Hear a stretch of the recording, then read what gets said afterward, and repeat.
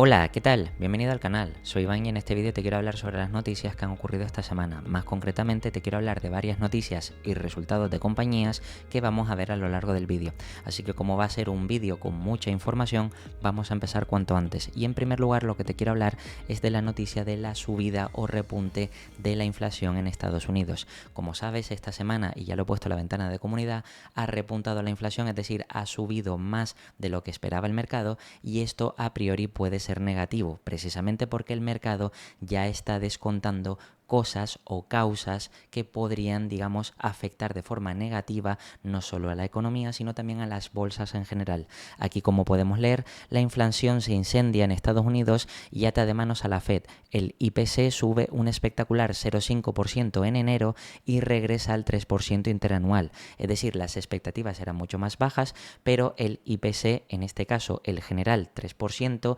mientras que el subyacente se coloca en el 3,4%, como veremos ahora. Aquí podemos ver como puntos destacados que la lectura mensual del 0,4% en el IPC subyacente, el gran disgusto del informe junto a la fortaleza de la economía, que esto dificulta que la Fed baje los tipos de interés este año. Fíjate que justo para este año se esperaba que la Fed pudiera llegar a bajar los tipos de interés 2 veces, que ocurrieran 2 bajadas. Ahora incluso hay algunos analistas que prevén que se baje una sola vez los tipos de interés o incluso ninguna vez. Y como sabes, también digamos que hay una especie de disputa entre Jerome Powell y Donald Trump, porque como sabes y ya te he explicado en el canal, Donald Trump quiere poner o quiere aplicar políticas que al final como resultantes van a ser inflacionistas, pero por otra parte eso puede ayudar o puede motivar a que Jerome Powell no baje los tipos de interés precisamente para frenar ese aumento de inflación. Y aquí digamos que podemos ver una disputa que más o menos eso genera incertidumbre en los mercados y por tanto mayor volatilidad. Y además, como podemos seguir leyendo, el mercado ya solo descuenta un recorte en 2025 o hay analistas que incluso ni eso, es decir, que no haya ni un recorte en todo 2025. Entonces esto, como sabes, puede alterar a las bolsas y por tanto pues eso podría ser negativo, sobre todo en el corto plazo. Aquí podemos leer que el regreso al 3% 7 meses después, tras anotar un 2,9 en diciembre, el IPC subyacente en este caso excluye la energía, alimentos y partidas volátiles, pues en este caso aumentó un 0,4% intermensual hasta el 3,3%. La sorpresa ha sido mayúscula entre los analistas porque obviamente estos datos son peor de lo esperados. Y esto, pues, como te decía, al final, teniendo en cuenta las políticas inflacionistas o inflacionarias de Donald Trump, y esto, por supuesto, puede dificultar que la Fed baje los tipos de interés para facilitar el crecimiento económico de los Estados Unidos. Además, el análisis del informe del BLS es claro que casi el 30% del avance se debió a la vivienda. Como sabes, el problema de la vivienda no solo es a nivel de Estados Unidos, sino a nivel mundial, precisamente por las políticas intervencionistas dentro del mercado inmobiliario en casi todos los países del mundo que restringen bastante la oferta. Y eso a su vez, al estrangular la oferta, lo que hace es que haya una mayor descorrelación entre oferta y demanda y por tanto no paren de subir los precios tanto de alquileres como de compra de vivienda. Esto por supuesto tiene fácil solución, como es liberalizar el suelo, pero en este caso pues los políticos parece que tienen otros intereses aparte de solucionar estas cosas. Y en Estados Unidos, como estamos viendo, aunque es verdad que Donald Trump iba a aplicar medidas para solucionar la parte de vivienda, vemos que a priori ahora mismo supone el 30% del problema de la subida de la inflación y esto por supuesto hay que tenerlo en cuenta. Luego por supuesto hay más partidas como alimentos, gasolina, que también han subido en este caso, y como ves todo esto pues lo que hace es motivar a la Fed a seguir manteniendo los tipos de interés y por tanto dificultar más el crecimiento económico y por tanto esto genera mayor volatilidad en los mercados. Una vez hemos visto qué es lo que ha pasado con los datos de inflación, vamos a empezar con la primera compañía que ha presentado resultados, que en este caso es McDonald's, que ha presentado unos resultados más flojos de lo esperado y curiosamente, fíjate que aquí si bajamos un poquito más, vemos que no ha batido ni en EPS ni en ingresos por poquito, por un 1,36 por debajo y un 0,97 por debajo, pero lo curioso es que la compañía tras los resultados pues ha tenido una subida prácticamente del 5%. Esto te lo estoy mostrando justo después de lo de la tasa de inflación, precisamente porque aquí es importante entender que esta compañía, aparte de que ya partía con un múltiplo algo más bajo, piensa que también es una compañía que sirve como protección precisamente porque crece de forma estable, reparte dividendos y esto también puede ser algo atractivo o más o menos como refugio para muchos inversores, lo que quiere decir que a pesar de que haya presentado unos resultados más flojos de lo esperado, lo cierto es que el mercado ha tendido a transicionar hacia esta compañía y por eso ha subido un 5%. Si vamos al Investor Relation de la compañía, podemos ver aquí que el sistema de venta global ha crecido o fue de 130 billions para todo el año,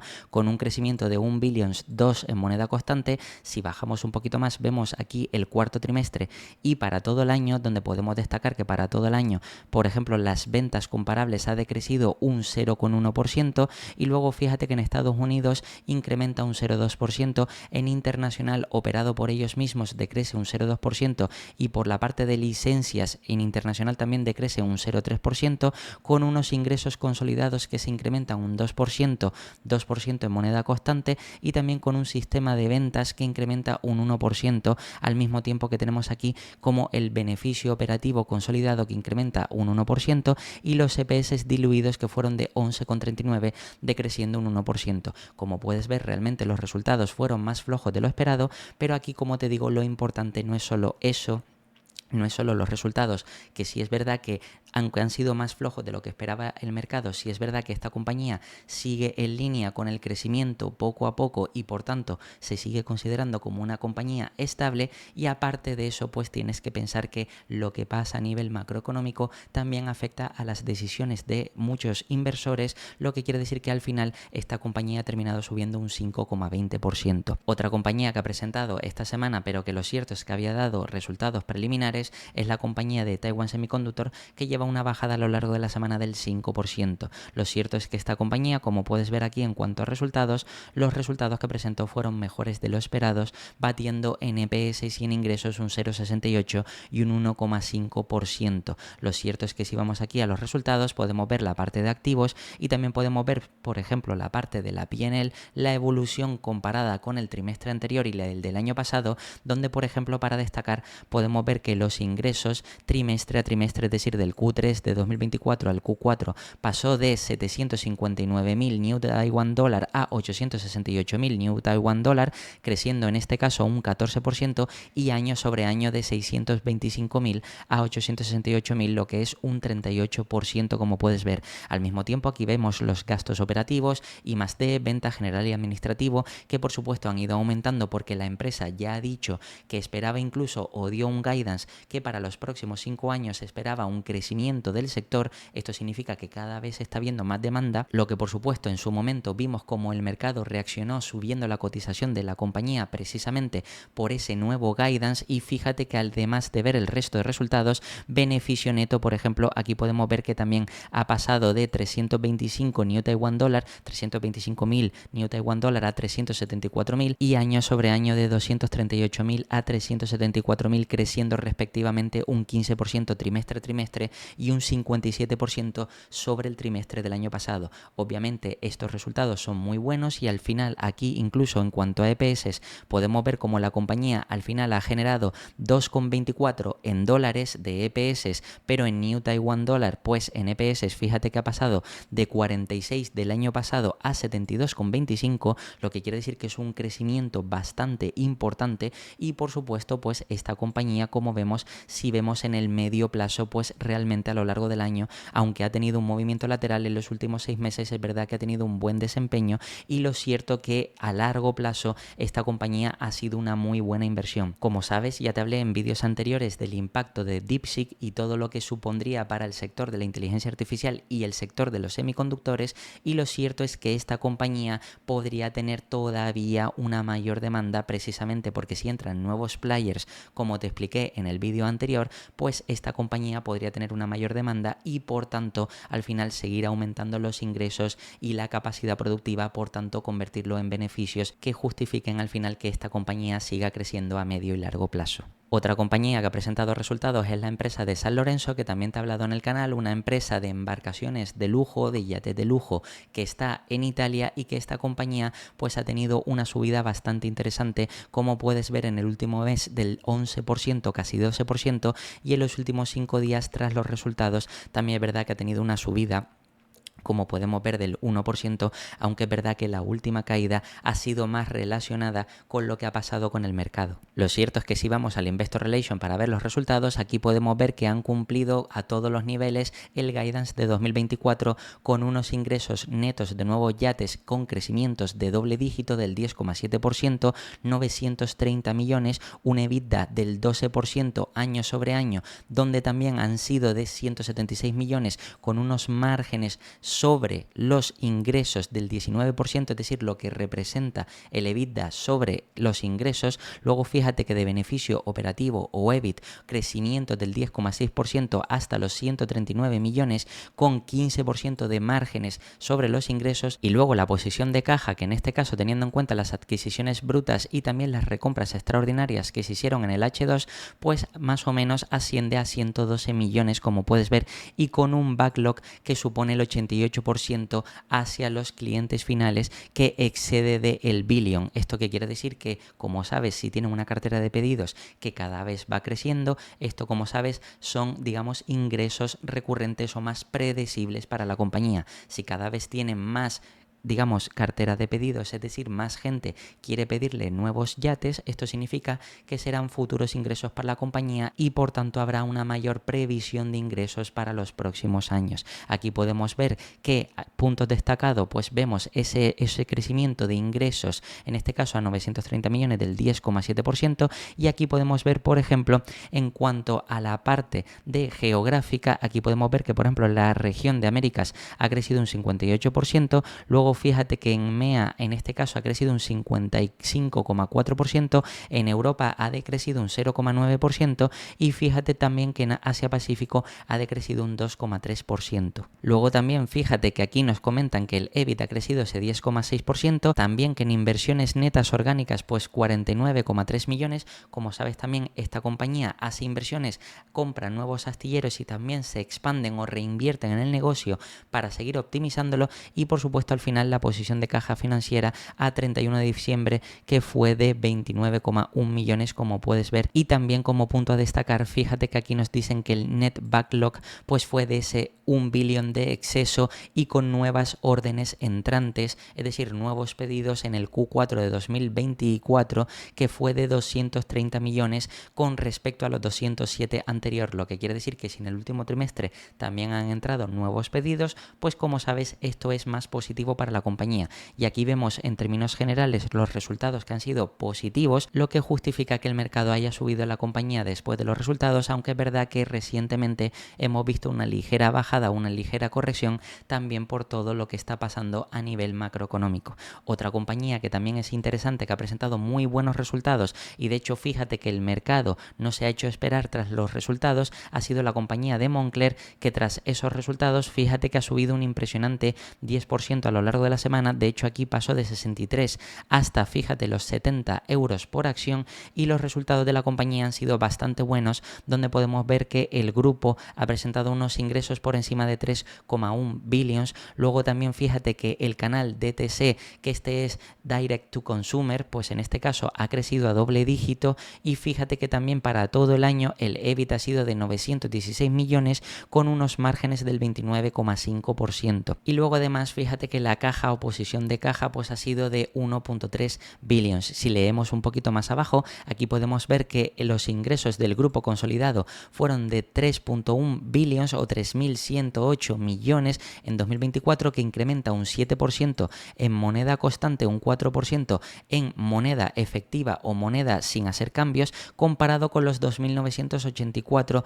de 2023, que obviamente este crecimiento del 7% es importante. Al mismo tiempo, los ingresos de la parte de Moncler fueron de 2.700 millones, un 8% de crecimiento, 5% en moneda constante, y también fíjate que todo esto fue gracias a que en el cuarto trimestre crecieron un 8% año sobre año gracias a la aceleración de la parte DTC o Direct to Consumer, es decir, digamos el consumidor o las ventas directas a clientes, y aquí podemos ver que también un 9% en este caso, teniendo en cuenta que han despistado la parte negativa del mercado con la volatilidad, es decir, todo lo que ha pasado con el sector de lujo donde ha habido incertidumbre. Al mismo tiempo, la parte de Stone Island, que fue la última adquisición, pues aquí vemos unos ingresos que han aportado de 401 millones, en este caso un 1% menos o 2 en moneda constante que el año anterior, 2023, y todo esto precisamente al final lo que ha hecho es que haya crecido en el cuarto trimestre un 10%. Por supuesto, esta adquisición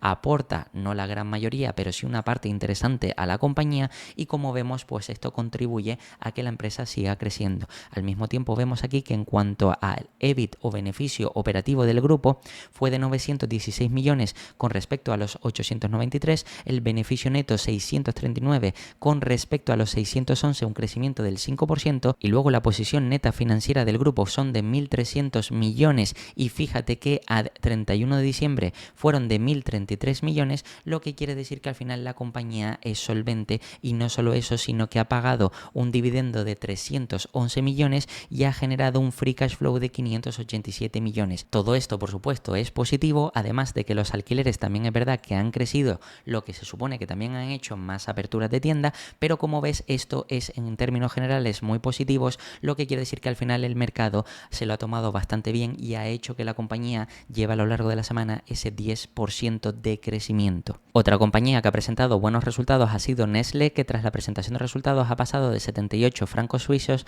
hasta prácticamente los 83, y como vemos lleva una subida a lo largo de la semana del 7%. Lo cierto es que esta compañía, como te digo, ha presentado buenos resultados, pero ya estaba castigada precisamente por todo lo que había aparecido anteriormente, incertidumbre macroeconómica, problemas dentro de esta compañía y todo esto, pero que al final fíjate que la compañía ha presentado un sólido desempeño de 2024 con la ejecución del plan para acelerar el crecimiento, donde obviamente optimizan el negocio, y aquí nos explican que en un contexto macroeconómico complicado y en un entorno de consumo débil logramos un sólido desempeño de 2024 en línea con nuestras últimas previsiones. El crecimiento orgánico fue del 2,2% en un entorno de crecimiento interno real positivo del 0,8%, y ambos se fortalecieron en el segundo semestre. El flujo de caja libre mejoró en 10.700 millones y el consejo propone un aumento del dividendo a 3,5 francos suizos por acción. Como puedes ver, pues la compañía ya sabes que es una empresa madura, estable, que estaba barata, es decir, estaba cotizando a un múltiplo más bajo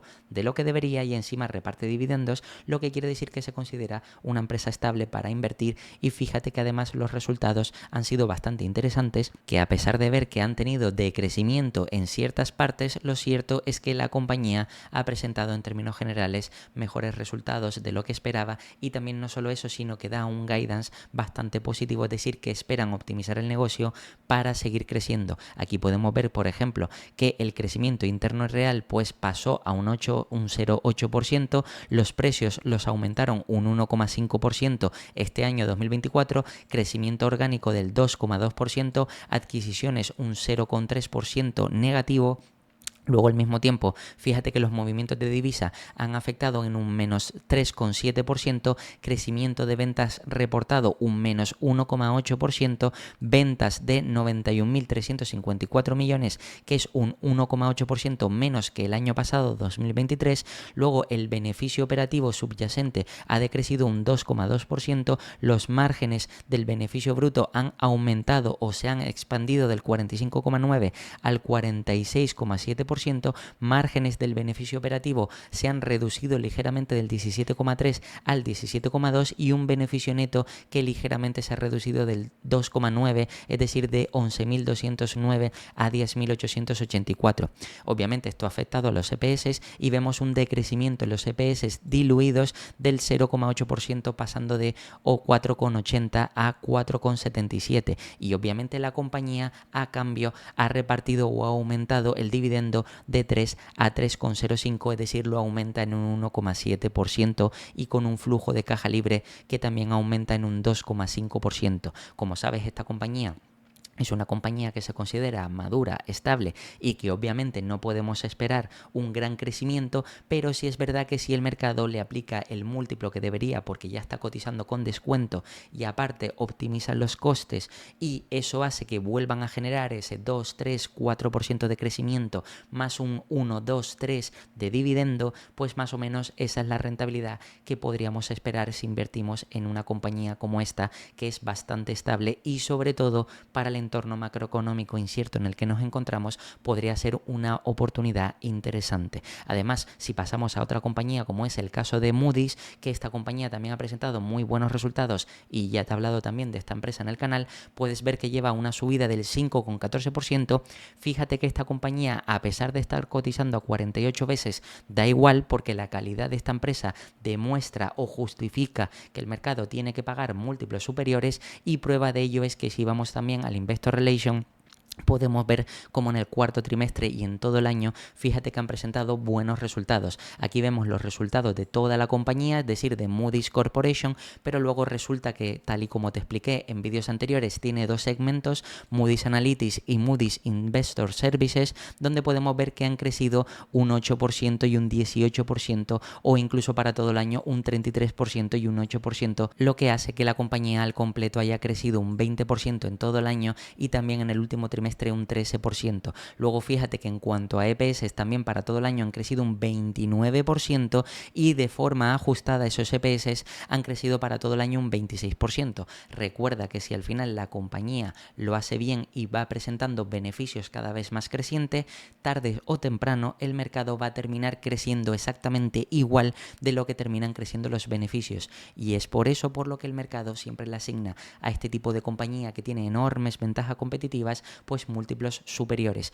Fíjate que además encima nos dan una proyección para 2025 donde esperan que los EPS se sitúen entre 14 y 14,50 y unos, en este caso, ajustados, diluidos, y fíjate que los diluidos a secas entre 12,75 y 13,25, lo que supondría en este caso pasar de 12,47 a 14,50, lo que es un crecimiento bastante potente y obviamente viendo estos resultados de forma resumida, pero si bajamos y vemos por segmentos donde también los ingresos y cada parte también, en este caso, cada segmento de la compañía ha tenido fuerte crecimiento, por tanto, como ves, todos estos resultados justifican que la compañía siga subiendo a pesar de estar pagando un múltiplo más elevado. Recuerda que estas 48 veces es trailing, pero si tenemos en cuenta los beneficios futuros, pues este múltiplo será más bajo y el mercado está dispuesto a pagar múltiplos más altos debido a que esta compañía, como muestra una enorme seguridad, enormes ventajas competitivas y enorme resiliencia, pues eso da garantías para invertir en este tipo de empresa a medio y largo plazo. Otra compañía que ha presentado resultados y en este caso han sido resultados bastante buenos, pero a pesar de eso fíjate que ha bajado, es la empresa de Palo Alto Networks, una empresa de ciberseguridad. Ya te he hablado de la empresa Fortinet, que es directamente un competidor de Palo Alto Networks, y estas son dos compañías que tienen enormes vientos de cola. Fíjate que lleva a lo largo de la semana una subida del 5%, pero luego tras la caída después de la presentación de resultados, fíjate que lleva aquí prácticamente a lo largo de la semana se quedaría más o menos con un 5% en negativo. Pues fíjate que la compañía, el tema es que los resultados que ha presentado han sido positivos. Si vamos aquí vemos que han batido tanto en EPS como en ingresos un 3,94 y un 0,78, pero lo cierto es que esta empresa está cotizando a 52 veces PER, es decir, que está cotizando un múltiplo exigente y también, como te digo, es verdad que aquí afectan otras variables aparte de los resultados. En este caso, fíjate que si vamos al Investor Relation de la compañía, podemos ver cómo los resultados en términos generales han sido positivos, donde los ingresos del segundo trimestre, esta compañía lo tiene cambiado, segundo trimestre del ejercicio fiscal, fíjate que crecieron un 14% interanual hasta los 2,3 billions, los ingresos recurrentes o ARR, en este caso en la parte de seguridad a próxima generación crecieron un 37% hasta los 4,8 billions y las obligaciones de desempeño restantes crecieron un 21% hasta los 13 billions, es decir, los los resultados han sido buenos. Aquí, como puedes ver, vemos los ingresos GAAP, que en este caso en el segundo trimestre fueron de 0.3 billions o 0.38 por acción. Al mismo tiempo podemos ver aquí más datos interesantes, como por ejemplo que los ingresos netos o beneficio neto pues fue de 1.5 billions o 2,44 por acción diluida, en este caso para el segundo trimestre del ejercicio fiscal 2024. Ingresos netos no GAAP, en este caso se refiere al beneficio neto, pues fíjate que ajustados 0,6 billions o 0,81 por acción, y también fíjate que non-GAAP, pues en este caso 0,5 o 0,75 por acción diluida, lo que quiere decir que en términos generales los resultados han sido positivos. Fíjate que el equipo directivo aquí lo que nos comenta es que en el segundo trimestre nuestro sólido desempeño comercial fue impulsado por los clientes que adoptaron tecnologías impulsadas por el imperativo de la inteligencia artificial, incluyendo la inversión de la nube y la monetización de la infraestructura. Además, si bajamos un poquito más de todo esto que nos siguen diciendo, fíjate que las perspectivas financieras para esta compañía es que para el tercer trimestre, fíjate que para el segmento de seguridad próxima generación esperan que sea annual recurrent revenue, es decir, ingresos anuales recurrentes, que se sitúe entre 5.03 5.08 billions, y lo que se representaría un crecimiento interanual del 33%, 34%, obligaciones de desempeños 13.5 billions a 13.6, lo que representaría un 19% a 20%, e ingresos totales que se sitúen en el rango de entre 2.26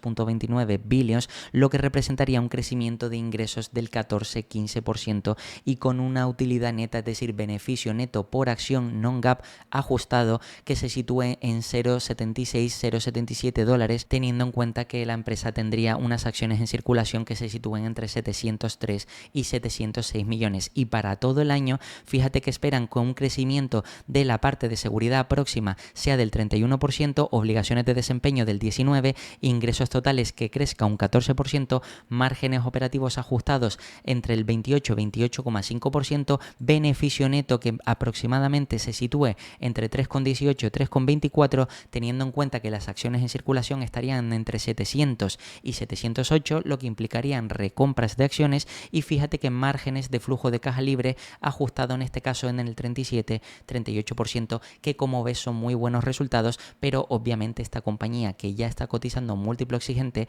sí es verdad que ha tenido muy buen desempeño, y seguramente veremos que si sigue así a largo plazo podría dar u ofrecer un muy buen resultado, pero también es verdad que hay que tener cuidado, porque pagar estos múltiplos, si llegara a presentar algún trimestre flojo, podríamos ver alguna caída que, lejos de ser a lo mejor algo negativo, podría ser una oportunidad interesante de inversión. Otra compañía que ha presentado resultados esta semana y que ya te he hablado en el canal es la empresa de GoEasy, que ha presentado muy buenos resultados, y como vemos aquí en la parte de finanzas, fíjate que ha batido en ingresos y en EPS, pues en este caso un 1,87 y un 1,11%, y fíjate que la compañía, a pesar de eso, pues lleva más o menos, se ha mantenido el lateral esta semana.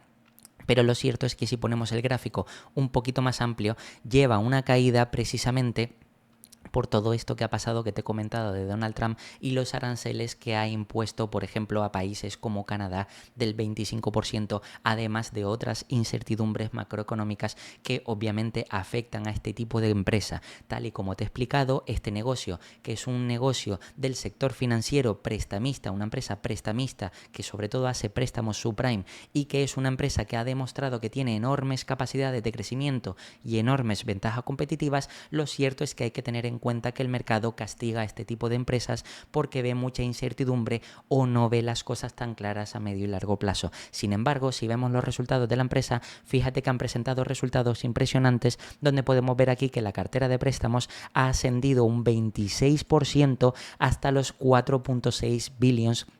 desde los 3,65 que tenían anteriormente. Los ingresos trimestrales fueron de 405 millones, un crecimiento del 20% sobre los 338, EPS diluidos trimestrales 4,25 y EPS diluidos ajustados, que en este caso han llegado hasta los 4,45, y fíjate que supone un 11% de crecimiento, y EPS anuales han sido de 16,30 y EPS diluidos ajustados de 16,71, lo que supone un crecimiento del 18%. 18%, con unos dividendos anuales que aumentaron hasta los 5,84, aumentaron los dividendos un 25%. Por tanto, como ya te he explicado en el canal, si una compañía es capaz de crecer sus EPS, sobre todo una empresa del sector financiero que hay que analizarla por PER o tener en cuenta los beneficios netos, fíjate que es capaz de crecer sus EPS al 18%, lo que podemos ver a medio y largo plazo es que el precio termine haciendo exactamente lo mismo que están haciendo los EPS y tarde o temprano pues estás condenado al éxito si inviertes en esta empresa. Es verdad que hay mucha incertidumbre con este tipo de empresas financieras, pero lo cierto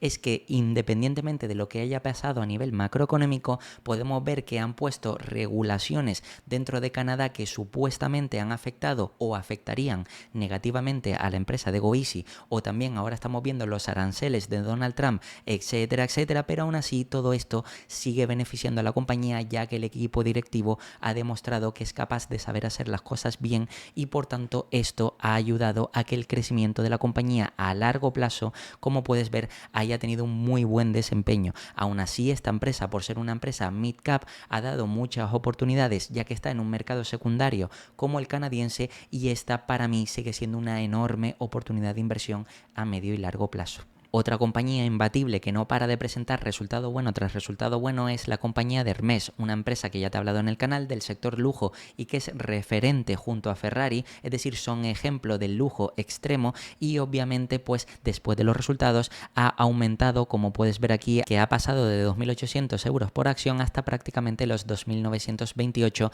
aunque es verdad que luego terminó corrigiendo ligeramente. Esta compañía lleva una subida a lo largo de la semana del 4%, pero fíjate que hay muchos inversores, muchos canales de YouTube, muchos gestores de fondos que siguen diciendo que esta empresa está cara. Aquí podemos ver que tiene un PER de 66, pero lo cierto es que valorar esta empresa o justificar que esta empresa está cara es no entender el modelo de negocio, ya que esta empresa no solo es lujo en su modelo de negocio, sino también en las propias acciones, debido a que las restricciones, precisamente porque cada acción cada vez está más cara, es más difícil de acceder para nuevos inversores, porque obviamente no todo el mundo de entrada tiene 2.800 euros para invertir, pues esto justifica que la compañía sigue teniendo un alto poder de valor añadido, y además justifica no solo que es una de las mejores del sector de lujo, sino que los resultados respaldan los múltiplos que se pagan en el mercado. Fíjate que esta compañía, a pesar de que hemos visto que otras empresas del sector de lujo han tenido caídas fuertes del 15, del 20, del 25%,